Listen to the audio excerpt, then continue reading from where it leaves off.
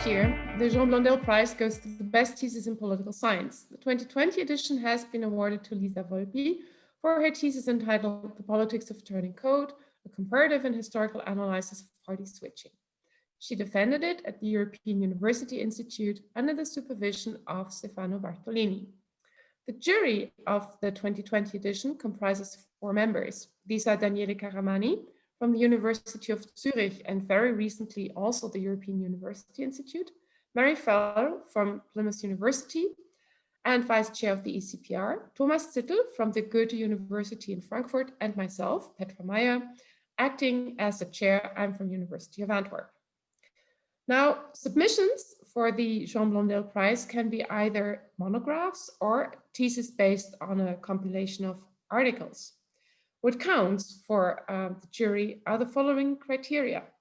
First of all, the degree to which the thesis is innovative and proposes something significantly new in its approach, its theorizing, the data accumulation, and so forth. Second, the quality of the research design and the methodology, and also the extent to which the thesis is making a contribution to theory and knowledge accumulation. Another important criteria is the extent to which the thesis purposefully addresses relevant political problems in society, and there are many around. The overall research effort and the quality with which the study is carried out, the writing. Then there's also other dimensions that can be interesting, such as the extent to which dissertation is cross-disciplinary or brings in other dimensions that are not necessarily standard in political science. In Elisa Volpi's thesis, we very much appreciate the innovative character, both when it comes to empirics as well as when it comes to theory. Empirically, she draws from an impressive compilation of a unique data set allowing for her research. Theoretically, the study advances a novel perspective amidst already rather well-established literature on party switchers, but she manages to bring in something really new. It's a really well-executed theory-guided large N comparative analysis. Her work convincingly breaks the larger question down to specific research problems which are successfully addressed throughout the manuscript. The research design is clearly argued for and the methodology is convincingly justified. The discussion indicates a strong grasp of both the epistemology and the methodology. And the structure of her manuscript is excellent. The writing is clear, it's precise, the whole manuscript is very fluid, and it's very pleasant to read also for a larger audience not familiar with the technical aspects of her research field. Now, having said all this, I think it's time to hand over to her supervisor, Stefano Bartolini, to say more about the prize winner and her work. I'm Stefano Bartolini. I am a professor of comparative politics, by now recently retired after having served for various universities, among which Florence, Bologna, Geneva, and the European University Institute, where I served also for a long period as a director of the Robert Schuman Center. Now, the thesis that we are going to discuss or to prize today was defended in May 19 in front of an international jury, which was composed by Nathalie Giger from the University of Geneva, Hans-Peter Krisi from the European University Institute, Professor Richard Katz from Johns Hopkins University, and myself. The department at the European University Institute nominated the thesis, a committee nominated the thesis, and finally, I'm pleased to know that the ECPR selected this thesis for the Jean Blondel Prize. I met Elisa for the first time at her request. She came into my office with a fundamental question. She had received an offer for a PhD grant, both from an Italian university and from the European University Institute in Florence. And she was uncertain about which offer to take. And I didn't want to influence her too much at the beginning of the conversation because, you know, just to take the risky chance of trying an academic career, it's already something. And then to move out of your national community is. But eventually, while I was talking with her, I progressively more and more clearly perceived that she was ambitious. She didn't want just to do a PhD, she wanted to do an academic career, and she wanted to do a high-level academic career.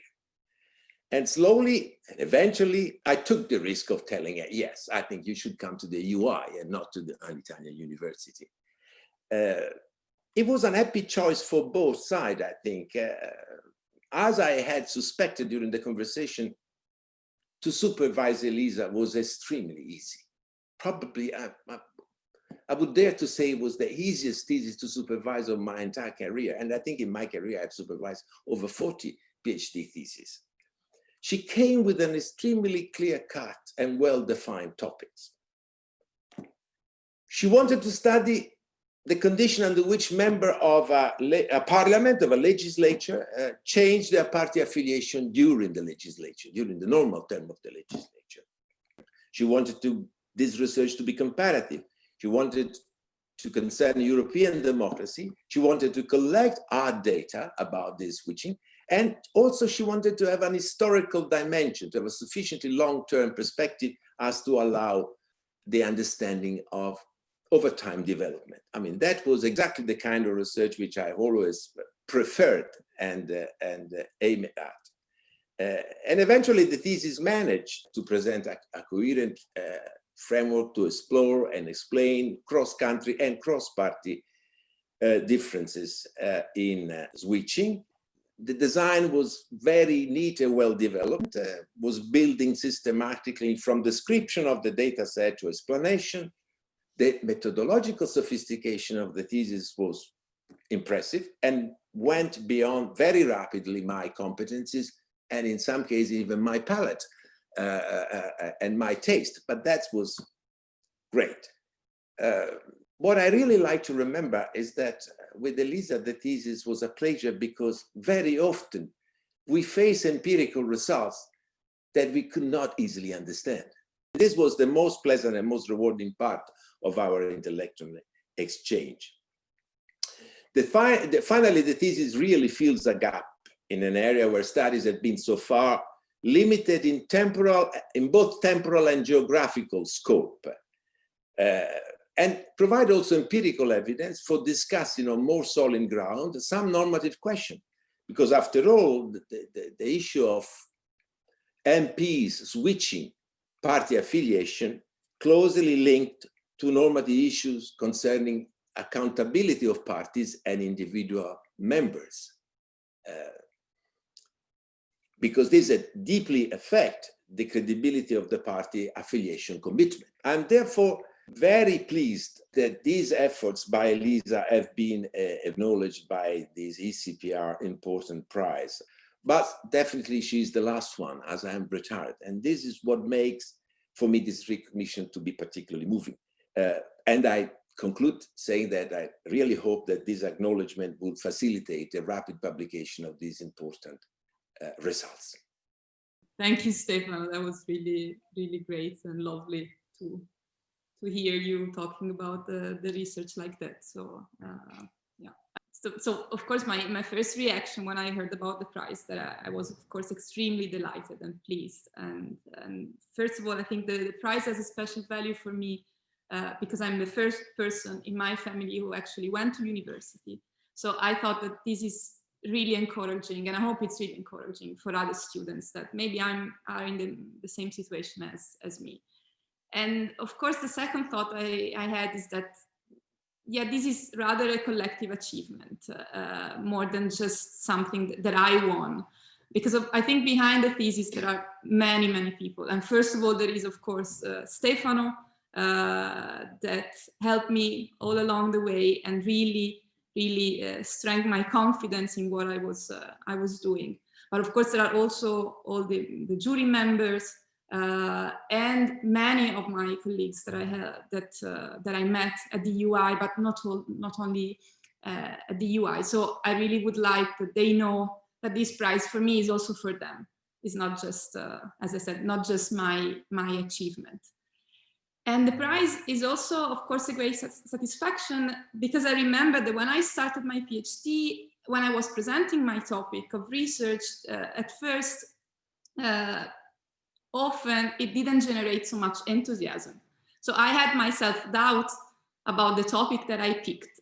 And I thought that was an important topic. It is an important topic because I think it's a behavior, the fact that politicians change party, that really questions the accountability of political parties and generally the functioning of parliaments. And I think that the main reason is that this topic, for long, the research that has been done around it has been quite scattered, or at least unsystematic. So we had several single case studies. There is still some great theoretical work that has been done, but rarely being tested, or with conditions that are hardly found in the real world. And that was also lack of data. So the first goal, I think, of the thesis was to give a larger overview of this phenomenon and trying to link it to broader topics that are studied in political science. So maybe the ambition was really to resystematize a bit this topic of research. And that's why I think I engage in this effort of collecting data. And I think the data collection and the data set are really probably the major contribution, because I think these can be useful for other scholars in their own research. And then the goal was also, well, to do an analysis that was comparative but theoretically driven. And that's why I selected Western Europe as the let's say that the setting for these analyses.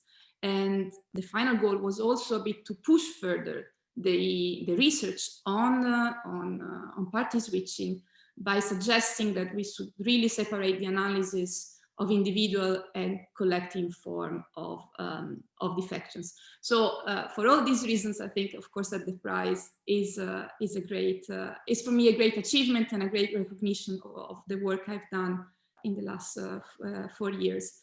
And this work, of course, that I've done has proven to be extremely useful then for the continuation of my career, because now I'm involved in a project at the University of Geneva that is called Inequality in the Mind, and it's led by Natalie Giger, and we study the perception of economic inequality, so a totally different topic of citizens, but also political elites. And that's my side of the project, is to look at how politicians really perceive this topic and why they don't seem to be willing to act on it. So, and I think what I have learned, at least in the last 4 or 5 years during the PhD, has proven to be extremely useful. So I really want to thank everyone for the prize, and also of course the committee that granted me the prize, and of course Stefan also for his words. The jury congratulates Elisa Volpi with her prize. We hope you enjoy it. You deserve it very much. And we wish you all the best for your future career. We would also like to wish all of the best to our colleague Stefano Bartolini. We think that having one of your PhD students winning the Jean Blondel Prize is probably a nice present when retired.